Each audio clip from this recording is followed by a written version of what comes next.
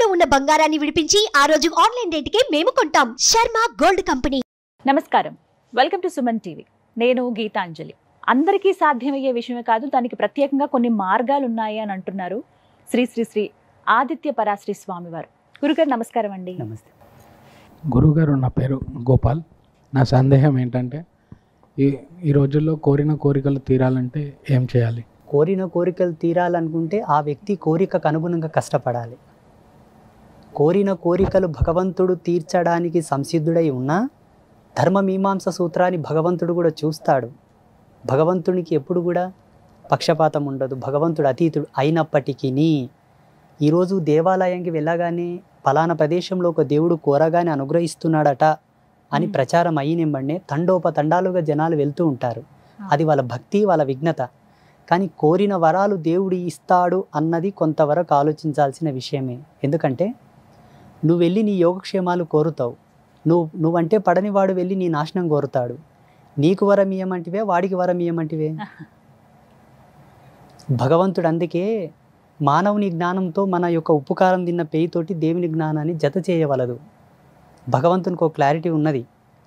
కోరిన కోరికలు తీర్చుకోవడానికి సాధ్యమైనంత వరకు 99% మనమే కష్టపడాలి. అంటే ధర్మబద్ధంగా ఉన్నటువంటి ఏ కోరికైనా దేవుడు నెరవేరుస్తాడు అనే ఒక మాట ఉంటుంది. ధర్మబద్ధంగా మనం ఎంత జీవించినప్పటికీ అందులో కూడా ఒక అధర్మం ఉండి ఉంటుంది. ఎలాగంటారా, హిరణ్యకశపుడు ధర్మవంతంగా తపస్సు చేశాడా, అధర్మవంతంగా తపస్సు చేశాడా? ఆయనకది ధర్మమే. మరి భగవంతుడు వరం ఎందుకు ఇవ్వాలి? అతగాడికే ధర్మమే, కానీ ఆ ధర్మాన్ని అనుసరించి భగవంతుడు వరం ఇచ్చినప్పటికీ ఎంతమందికి అది ఇబ్బంది కలిగించింది అవుతుంది. ఇక్కడ ధర్మ అధర్మ మీమాంస సూత్రం మనకు అలవరదు, అది మనకు అవసరం లేదు. భగవంతుని మనం కోరవలసినది ఏమిటి అనగా, అయ్యా నీ అనుగ్రహం ఇవ్వు చాలా అనాలి.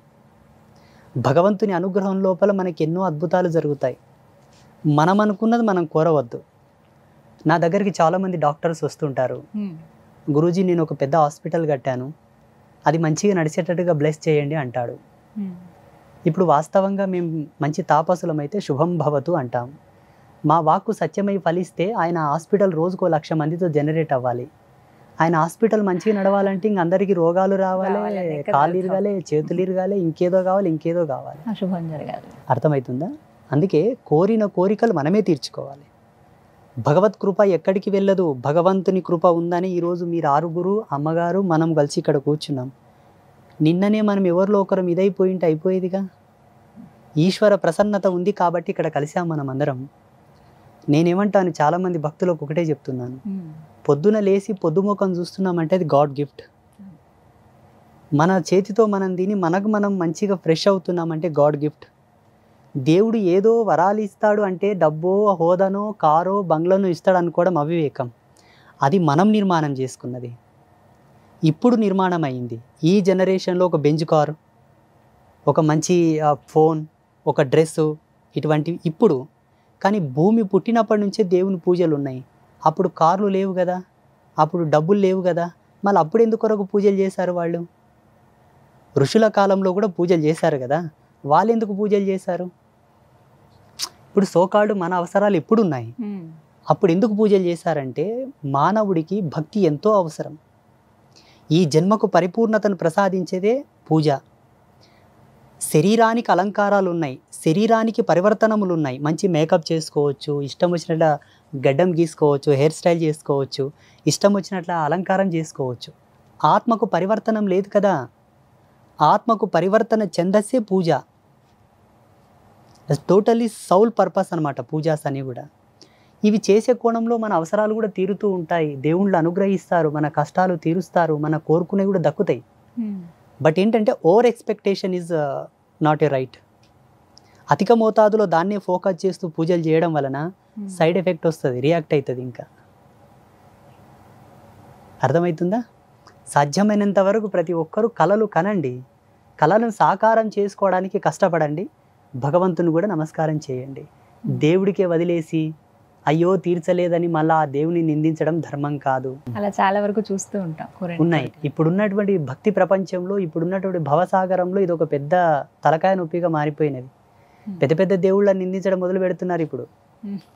మొన్న ఒక అతడు తిరుమలకు వెళ్ళి వచ్చాడంట, మన పీఠానికి వచ్చాడు.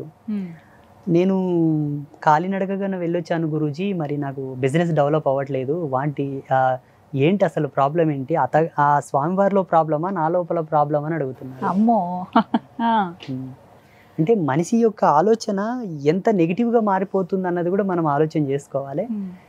ఇలా మారడానికి కారణం మాబోటి సాధువులు, ప్రవచనకర్తలు, మాబోటి గురువులు, సిద్ధాంతులు, పండితులు.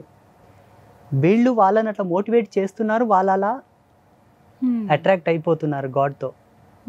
కానీ అది వాస్తవమైన పద్ధతి. అక్కడికి వెళ్ళినప్పుడు కోరిక నెరవేరకపోతే దైవం శక్తివంతం కాదు అని అలా ఇంకా ఫిక్స్ అయిపోతారు. వాళ్ళకి ఏం తెలుసు అక్కడ. డాక్టరు మాత్రలు ఇచ్చిన తర్వాత, ఔషధాలు ఇచ్చిన తర్వాత దాని నియమాలు చెప్తాడు. ఈ సమయానికి ఇది వేసుకో, తినకన్నా ముందు ఇది వేసుకో, తిన్న తర్వాత ఇవి వేసుకో, ఆ నియమాలు చెప్తారు. భగవంతుని క్షేత్రానికి వెళ్ళిన తర్వాత ఆయన ఎలా దర్శించుకోవాలి, దర్శించుకున్న తర్వాత వరం ఎలా వస్తుంది అన్నదాన్ని కూడా మనకు సంసిద్ధమైనటువంటి వివరణలు ఉన్నాయి శాస్త్రంలో. అది కొంత చెప్పి ఇది చెప్పగలగాలి మాలాంటి. మాత్రం వెళ్ళి తిరిగి క్షేమంగా వచ్చాం, అదే ఆయన అనుగ్రహమేమో. ఎగ్జాక్ట్లీ, అలా అనుకోవాలి. 100%. ఈ జన్మ అమూల్యమైనది తల్లి.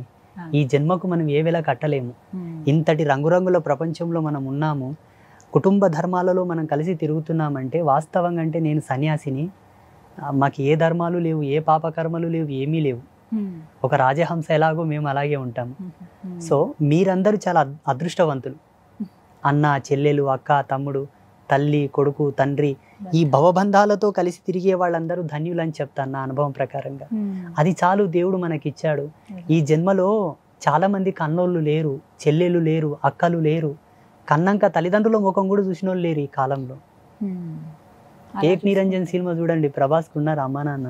కొన్ని లక్షల జీవితాలు ఉన్నాయి. అట్లా మనకు కొన్ని ఉన్నాయంటే అది మా అదృష్టంగా భావించాలి. నేను ఇప్పుడు ఒక కార్లో వచ్చాను, దాని వాల్యూ 30 లక్షలు. ఇప్పుడు వచ్చిన కారు. నాకన్నా సీనియర్ స్వామీజీస్ ఉన్నారు ముసలోళ్ళు, వాళ్ళు బస్సులలో తిరుగుతుంటారు ఎక్కడైనా సభలు చేయాలంటే. తోపులాటలో, ట్రైన్లలో, ఆ ట్రాఫిక్లో. జగన్మాత నా యందు ఆ తల్లి అనుగ్రహింపబడి నాకు ఒక కారు ఎవరో ఒక భక్తుడు ఇప్పించాడు. నేనేం కొనలా, ట్రస్ట్కి ఇచ్చారు వాళ్ళు. దాని మీద నేను హ్యాపీగా తిరుగుతున్నానంటే నా అదృష్టం అని భావిస్తాను నేను. సుమన్ టీవీలో మీ పర్సనల్ అండ్ బిజినెస్ ప్రమోషన్స్ కోసం కింది నెంబర్కి కాంటాక్ట్ చేయండి.